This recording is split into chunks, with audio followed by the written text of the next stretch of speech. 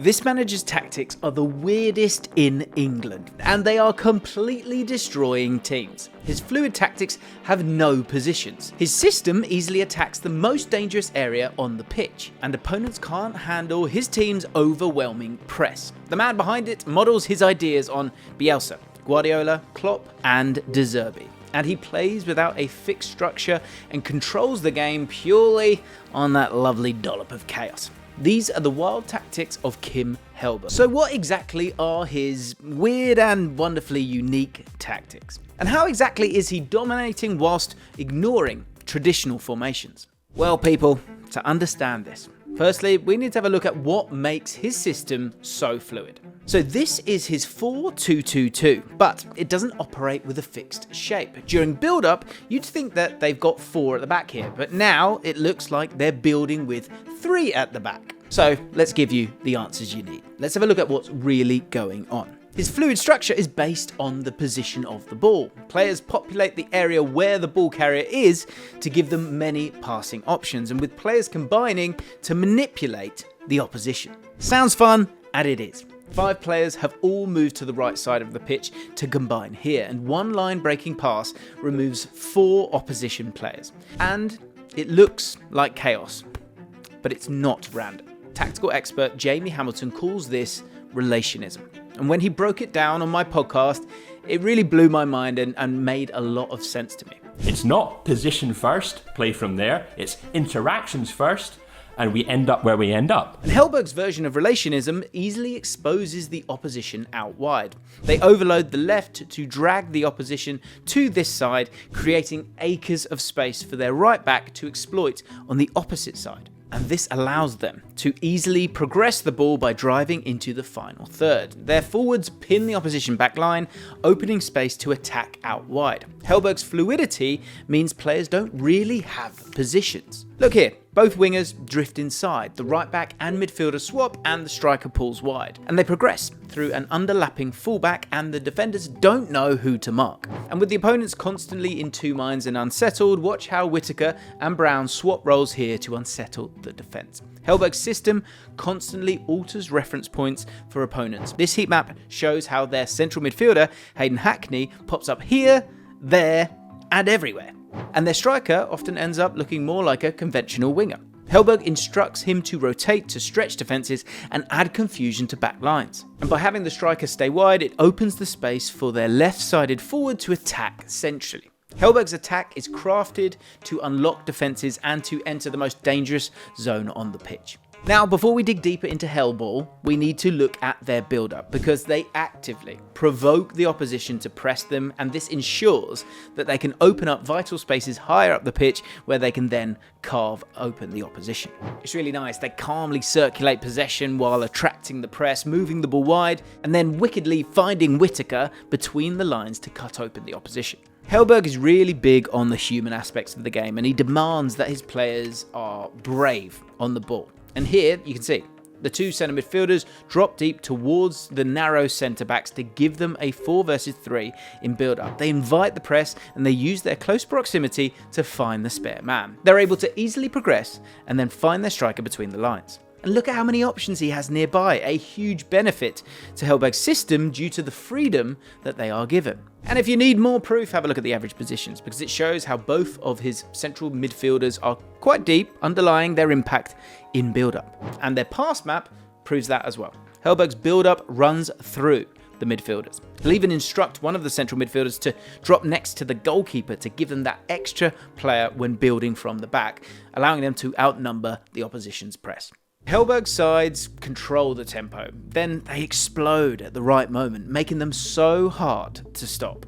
Sometimes playing slow, but then you get that feeling of, okay, now it goes very quick. I love that. So, epitomising possession with purpose, see how he uses a 5 versus 4 overload to beat the initial press, allowing that man Hackney once again to dribble ahead. And then as the passage progresses, they then generate a 3 versus 2 wide, and then play a 3rd man combination and proceed to find Conway between those lines. It's just brilliant.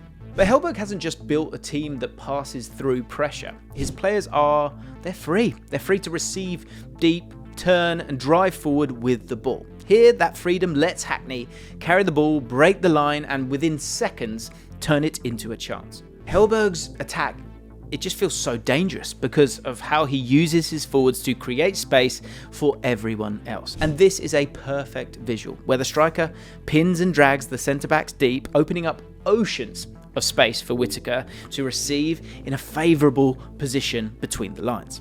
And you got Conway occupying a defender here, and so that means that Whittaker takes full advantage to surge in behind this time. But look again at how 9 players have tilted to the left. This pass connection map shows just how narrow and compact Hellberg wants his team to be. And this is exactly how Hellberg gets his team to easily access that danger area we were talking about earlier on. And that close proximity in the final third, it allows for crisp combination play to unlock defences, and it's so fun to watch. Forming a 4 versus 3 out wide and then combining sharply, they can then find Brown in that zone 14 at the edge of the box. Hellberg encourages his team to play forward at every opportunity, and it's this verticality that is another key aspect of Hellball. And it's not Hellball, it's Heaven Ball.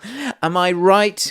It's devastating how rapidly they break through the opposition with an up, back and through here. Hellberg wants his team to accelerate attacks whenever it is viable. See here how they begin deep, but they spring into action with a quick forward pass and enter the final third. And these rapid combinations, they're just a key part of what Hellberg's trying to do in attack. They leave defences with minimal time to react and adjust, and having players nearby in combination with 3 players all rotating, it just effectively paves the way for Target here to receive between the lines. Another way that Hellberg creates space is through counter movements, leaning into his side's ability to go direct and vertical when the time is right. And it is about timing, and they do it so well. They time and direct their movements well. Watch Brown here come towards the ball and perform that lovely double movement while drawing his man, which then creates that space for Conway to exploit in behind. And even better here is 2 players drop deep and then drag 2 defenders with them, opening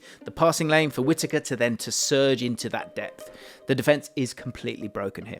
Now, interestingly, maybe surprisingly to some, with so many ways to create danger in possession, some might be surprised that actually Hellberg's defensive work has been just as impactful for Middlesbrough this year. So, why can't opponents handle his press? So Middlesbrough, they typically employ an aggressive man-to-man high press, creating a strong platform to suffocate opponents, and ultimately the aim is to disrupt build-up from the back. And so to do this, the central midfielder has pushed all the way up to press the goalkeeper here, while keeping a centre-back in his cover shadow. And what that does is it forces the keeper to pass forwards, but Hellberg's press is ready for this as well. It's all part of the plan. And they win the ball, work it to Hackney, who finishes superbly. And not only do they time and direct their harrying well, they use traps really smartly too. They give the ball holder that perception that a free man is available, but it's not, it's a trap! That's what they're doing there. Sorry. Brown ready to pounce when the ball is played to him, and then he chimes in smartly. The way they're able to shift horizontally, it's superbly coordinated as well, using the touchline as that extra defender to condense the pitch, and then they pin opponents wide and they force those poor decisions or rush decisions. Hellberg also encourages his players to leave their markers to support teammates by tracking back to close lanes and then restricting time on the ball for their opponents. So when the ball does move out wide, Hellberg's teams, they then are able to overload the ball side immediately. It's that intensity and timing that traps their opponents. Morris is the extra man here, which limits options for the opposition. And look at this map of defensive actions in one game, demonstrating how well they recover the ball in those wide areas. And Hellberg's fierce counter-pressing is another major weapon in his system. Because of that compact spacing in possession, players are ready. They're so ready to just react swiftly upon losing the ball. Watch them here, hunt down the ball immediately once they lose it. And then from there, they can attack from high against an unset defence, and a goal results from this brilliant collective work. And that is the brilliance of Kim Hellberg's ideas here. And it is driving Middlesbrough towards the Premier League right now. One manager with similar ideas who actually managed Middlesbrough, in fact, Michael Carrick, has been doing some pretty special things. If you want to see why his Brazilian tactics broke Arsenal, click here.